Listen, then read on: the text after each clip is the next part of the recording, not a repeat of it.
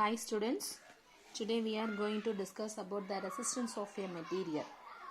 So இப்போ Ohm's law பார்த்தோம் இல்லைங்களா, Ohm's lawல வந்துட்டு Rங்கிறது resistance அப்படின்னு சொன்னோம். ஸோ அந்த ரெசிஸ்டன்ஸ் வந்து ஒவ்வொரு மெட்டீரியலுக்கு எப்படி இருக்கும், ஸோ ஒரு மெட்டீரியலுக்கு அதனுடைய ரெசிஸ்டன்ஸ் வேல்யூ எப்படி இருக்கும் அப்படிங்கிறது தான்.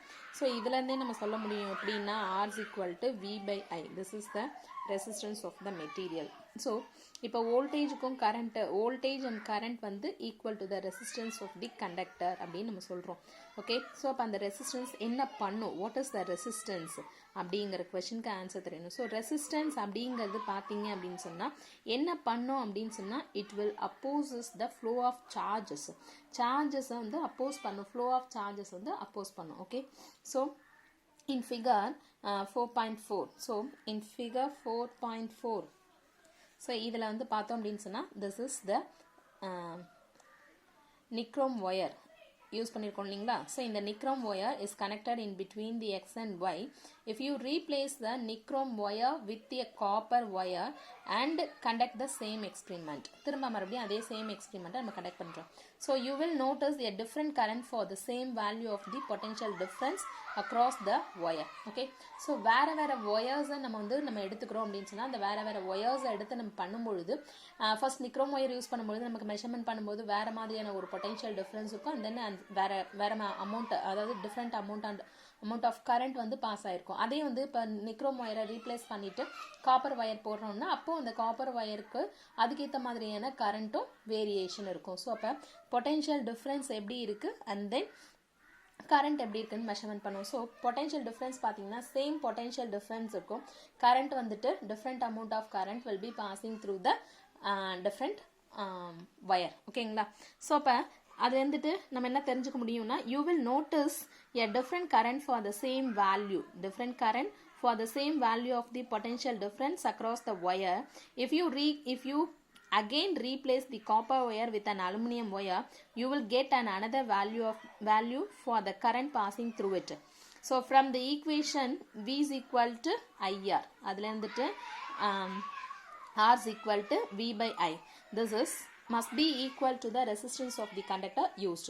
The variations in the current for the same values of potential difference indicate that the resistance of different materials is different. So இப்போ என்ன அர்த்தம் அப்படின்னா இந்த ஃபார்முலாலேருந்து நமக்கு தெரிஞ்சிருக்கிற விஷயம் என்னன்னா the variations in the current for the same value of potential difference, current variation ஆகும், potential difference variation ஆகும். அது என்ன இண்டிகேட் பண்ணுது அப்படின்னு சொன்னால் டிஃப்ரெண்ட் மெட்டீரியல்ஸ்க்கு டிஃப்ரெண்ட்டான ரெசிஸ்டன்ஸ் இருக்குது, டிஃப்ரெண்ட் மெட்டீரியல்ஸ்க்கு டிஃப்ரெண்ட்டான ரெசிஸ்டன்ஸ் இருக்குது அப்படிங்கிறத தான் இதை நம்ம இங்கே தெரிஞ்சுக்கிறதுக்கு. ஓகேங்களா. So now the primary question is what is resistance. ரெசிஸ்டன்ஸ்னா என்ன?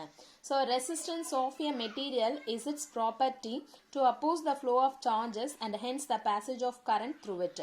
ஸோ ரெசிஸ்டன்ஸ் அப்படிங்கிறது என்னன்னா ஒரு மெட்டீரியல் வழியாக சார்ஜஸ் ஃப்ளோ ஆகுது, ஒரு வயர் வழியாக சார்ஜ் வந்து ஃப்ளோ ஆகுதுன்னா அந்த சார்ஜஸை ஃப்ளோ ஆகக்கூடிய சார்ஜஸை என்ன பண்ணும் அப்படின்னு சொன்னால் அப்போஸ் பண்ணுவோம். அதுதான் இதனுடைய ரெசிஸ்டன்ஸ் அப்படிங்கிறது. ஓகேங்களா. So it is different for different materials. From Ohm's law V/I is equal to R, V/I is equal to R.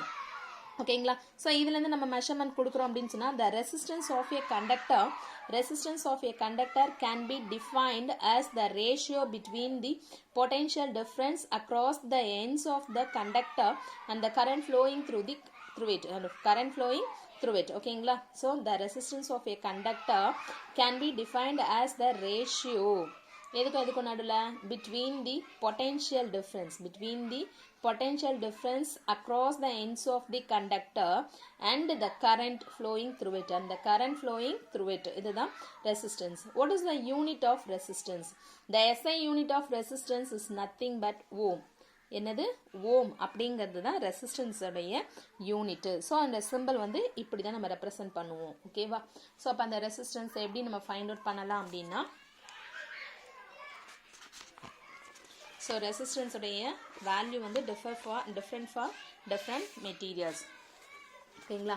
Right. The resistance of a conductor is set to be 1 ohm. எப்போ வந்து நம்ம 1 ohm சொல்லலாம் அப்படின்னா V is equal to IR, R is equal to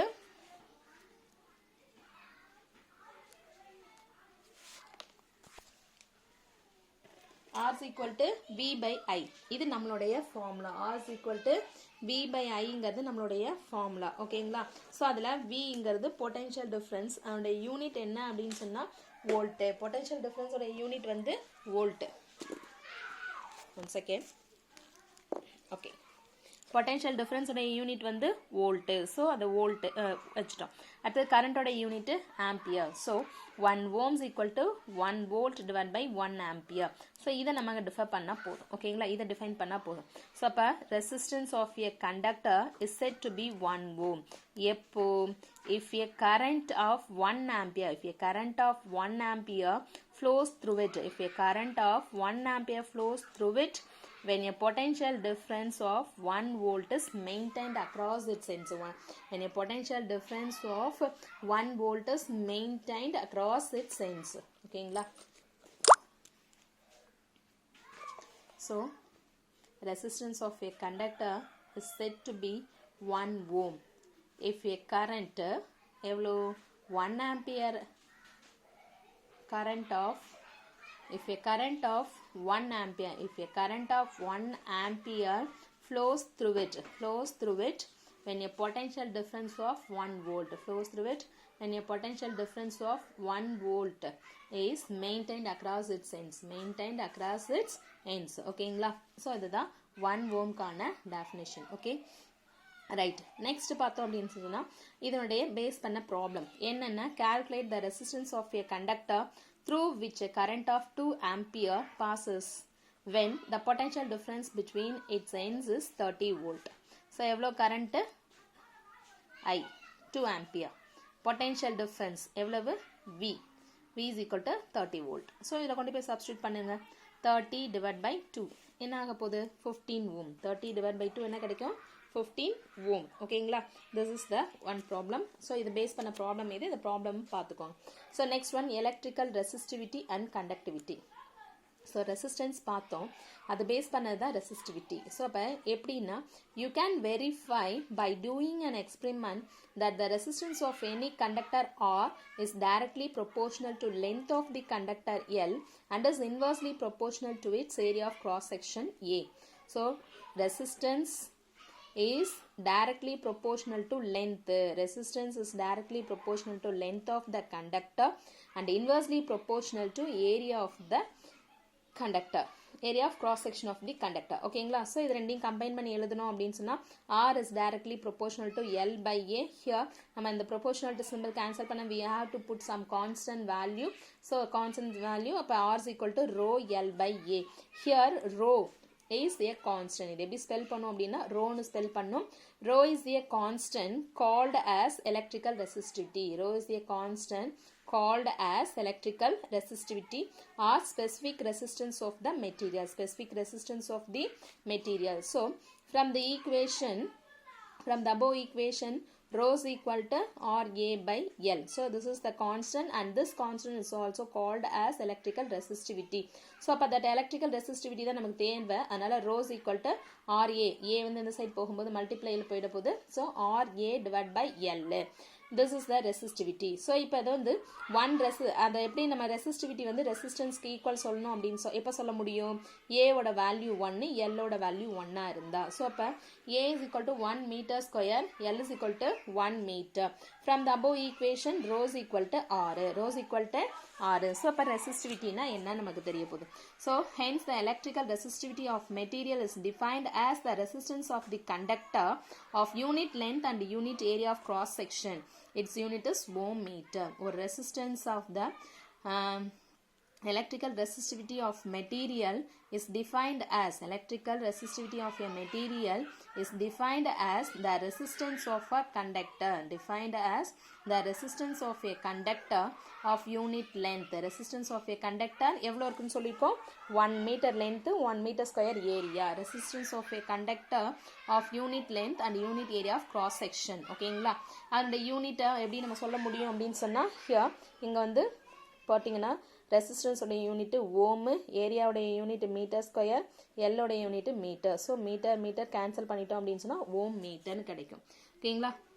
Electrical resistivity of a conductor is the measure of the resisting power. Measure of the resisting power of a specific material. Resisting power of a specific material to the passage of an electric current. It is a constant for a given material. So resistivity அப்படிங்கிறது resisting power வந்து measure பண்றது of a specific material. ஒவ்வொரு specific material உடைய resisting power தான் நம்ம என்னன்னு சொல்றோம் அப்படின்னா electrical resistivity ன்னு சொல்றோம். So இதுல 1 mark questionல கேட்பாங்க nichrome is a conductor with highest resistivity and it is equal to 1.5 into 10 power minus 6 ohm meter. This is the highest electrical resistivity value nichrome for nichrome. Hence it is used in making heating elements. எங்க இதை use பண்றோம் அப்படின்னு சொன்னா heating elements காக use பண்றோம். ஓகேங்களா? So இதுல பாத்தீங்க என்னன்னா define electrical resistivity. சோ அது வந்துட்டு இந்த definition எழுதணும். இந்த definition எழுதிட்டு இந்த ஃபார்முலாவை எழுதணும். rho is equal to RA by L. இந்த ஃபார்முலாவை எழுதிட்டு அந்த SI யூனிட் எழுதினீங்கன்னா வேலை இந்த கொஸ்டினுக்கு முடிஞ்சது. நெக்ஸ்ட் ஒன் வந்து 1 resistance of 1 volt 1 ohm define 1 ohm அப்படின்னு சொன்னால் இந்த இதை எழுதணும். இதுக்கு வந்து டிஃபைன் 1 ஓம் அப்படின்னு கொஸ்டின் கேட்டால் இந்த ஆன்சரை எழுதணும். நெக்ஸ்ட் வந்து பார்த்தீங்க அப்படின்னு சொன்னால் ரெசிஸ்டன்ஸ் அப்படிங்கிறதுக்கு இதை எழுதணும். ஓகேங்களா? ஸோ அதாவது என்னன்னா resistance of a material இதுதான் இதுக்கான ஃபார்முலா. இது டெஃபினேஷனுக்கான ஆன்சர். அந்த ஃபார்முலாவை நீங்கள் எழுதணும். ஓகேவா? ரைட். எஸ்ஐ யூனிட்டோடு எழுதணும். ஸோ இந்த 3 கொஸ்டினை எழுதி போஸ்ட் பண்ணிவிடுங்க. ஓகேங்களா? Thank you students.